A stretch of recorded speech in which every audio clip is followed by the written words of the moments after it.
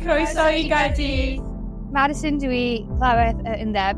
Catrin dwi, is-lywydd I Gymraeg, a dyma eich is-lywydd cymdeithasau gwirfoddoli. Siamai Eve dwi. A dyma eich is-lywydd rhyngwladol. Siamai Anna dwi. A dyma eich is-lywydd Parc Mynydd Bychan. Siamai Charlotte dwi. Michaela dwi, is-lyweddol radd. Rydym yma I ddweud ychydig wrthych am eich undeb myfyrwyr, sydd wrth galon bywyd myfyrwyr yma yng Caerdydd. Gallwch ddod o hyd i'r fwy o wybodaeth ar bopeth byddwn nhw'n trafod heddiw ar ein gwefan www.caerdyddstudents.com. I ddechrau, dyma fideo byr I esbonio chydig mwy am ein gwaith. Cyn gyntaf ag byddwch yn cofrestru Mhrifysgol Caerdydd, byddwch yn dod yn aelod o Undeb y Myfyrwyr ac yn rhan o gymuned enfawr o 30,000 o fyfyrwyr. Mae Undeb Myfyrwyr Caerdydd wrth galon bywyd myfyrwyr ym Mhrifddinas Cymru. Mae hynny'n golygu bod yr UM yma I gefnogi myfyrwyr I ffynnu a'i cynorthwyo pan wneud pethau o le. Mae hyn oll o fewn amgylchedd diogel a chynhwysol lle gall myfyrwyr fod yn nhw eu hunain. Mae Undeb Myfyrwyr Caerdydd yn gyson wedi'i bleidleisio fel un o'r 2 undeb myfyrwyr gorau yn y DU, yng Ngwobrau Dewis y Myfyrwyr What Uni, ac mae yn y 3 uchaf am fodlonrwydd myfyrwyr yn y DU. Oeddech chi'n gwybod bod Undeb y Myfyrwyr wedi arwain gan fyfyrwyr? Bob blwyddyn rydym yn ethol swyddogion sy'n raddedig yn ddiweddar, neu sy'n fyfyrwyr presennol sy'n cymryd amser allan o'u hastudiaethau I gynrychioli materion a syniadau sy'n bwysig i'n haelodau, sef chi. Dyma eich swyddogion sabathol ar gyfer leni, a gallwch ddysgu mwy am ei gwaith ar Caerdyddstudents.com. Rydym hefyd yn ethol swyddogion ymgyrchu. Mae rhain yn rholer rhan amser wedi cyflawni gan fyfyrwyr sy'n gwirfoddoli ochr yn ochr a'u hastudiaethau. Maent yn cynrychioli grwpiau ac yn cynnal ymgyrchoedd sy'n buddio myfyrwyr. Dyma swyddogion ymgyrchu eleni. Gallwch ddysgu mwy a chysylltu â nhw drwy wefan yr Undeb Myfyrwyr. Rydym wedi ein lleoli yn Caerdydd ac ar gampws Parc Mynydd Bychan. Os ydych yn Caerdydd, rydym ar blas y parc, gyferbyn ar prif adeilad.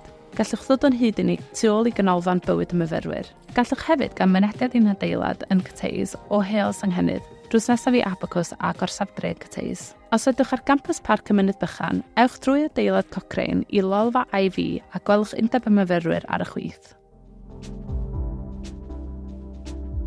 Rydym yma I sicrhau bod eich teimladau a syniadau am y brifysgol a materion ehangach yn cael eu cynrychioli.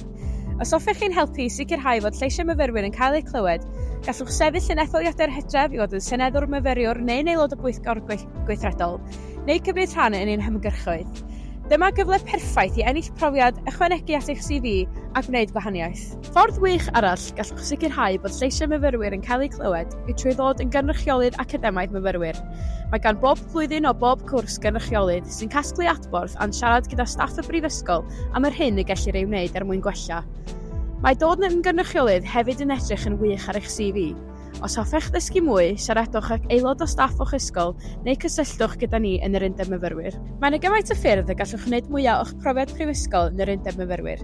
Gan gynnwys cymryd rhan mewn un o'n cymdeithasau neu glybau chwaraeon, gadewch I ni ddysgu mwy. Mae Urdd y Cymdeithasau yn gartrefi dros 200 o grwpiau myfyrwyr a chymuned o dros 7,500 o fyfyrwyr. Gall fod gymdeithasau'n seiliedig ar gyrsiau I chi ymuno â, neu gallwch ddod yn aelod o'r grwpiau amrywio eraill sydd gennym i'w gynnig. O gorau I bobi, dawnsio I gemau cyfrifiadur, beth bynnag yw eich diddordeb, mae yna rhywbeth I bawb.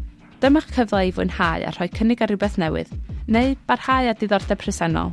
Mae'r Undeb Athletau yn gartrefi dros 70 clwb chwaraeon, gyda 5,500 o fyfyrwyr yn cymryd rhan. Mae'r clybau yma yn cynnwys amrywiaeth eang o chwaraeon, o gampau unigol I gemau tîm, tu allan a thu mewn, o chwaraeon dŵr I crati a llawer mwy. Gall chwaraeon fod yn rhan fawr o brofiad myfyrwyr, ac mae'r dewis eang o glybau yn golygu bod gan bawb gyfle I gymryd rhan.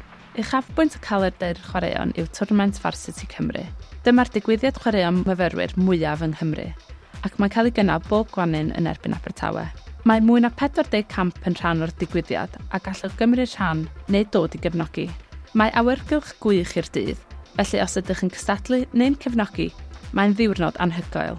I ddysgu mwy am glybau a chymdeithasau, dewch i'n ffeiriau glas. Ond peidwch poeni os na allwch dod ar y dydd.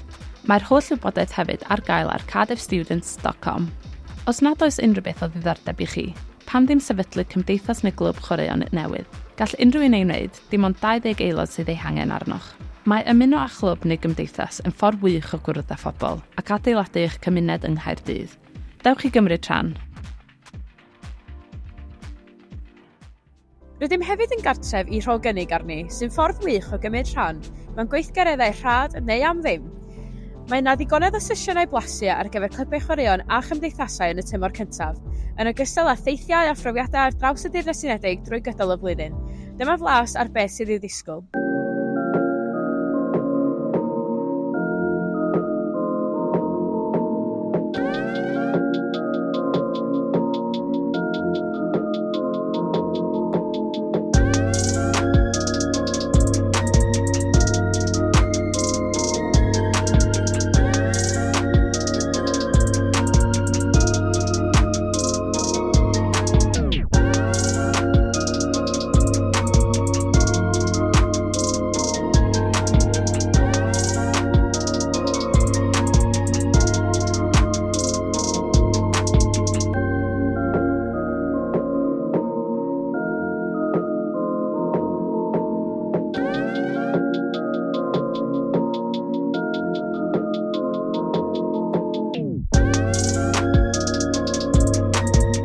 Mae'n tîm gweithgareddau yn cynnig cyfleoedd gwirfoddoli fel eich bod yn gallu rhoi nôl i'r gymuned a datblygu sgiliau newydd.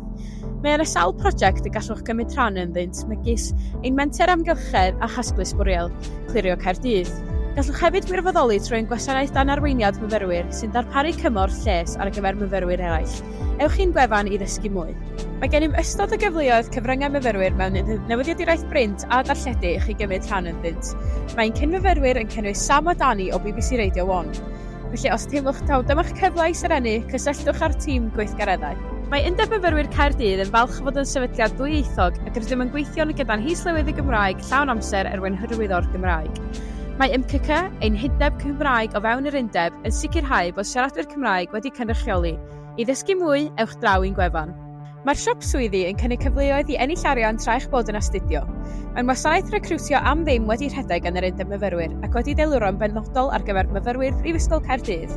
Gadewch i ni ddysgu mwy. Budgeting in first year is hard, so it's just a really way to make some extra money. It's a great chance to enhance your skills. It's amazing to learn something, and actually that was my first time working and first time earning money. Because I actually developed communication skills and social skills, and you're also never alone for many shifts, so you're always in a team setting. Before coming to uni, my CV was basically that, but so far I've learned how to have hospitality, which has been so amazing, how to work alongside people, how to talk to people. Because with a lot of experience I can utilize, and like the skills I've learned, I can even utilize them in my daily life. One of the best shifts that I would say I've done was taking down the stage crew for Ed Sheeran. I've given talks on my own, I've done uni tours, I've done bar work. I've been able to do anything from student reps and ambassadors to working at Principality Stadium or Motorpoint Arena. I've been a ticket scanner, I've been a part of retail staff. The story that I like to brag about a lot is the fact that I got to see Jason Momoa on Wales vs Fiji shit. I've done waitressing, I worked at the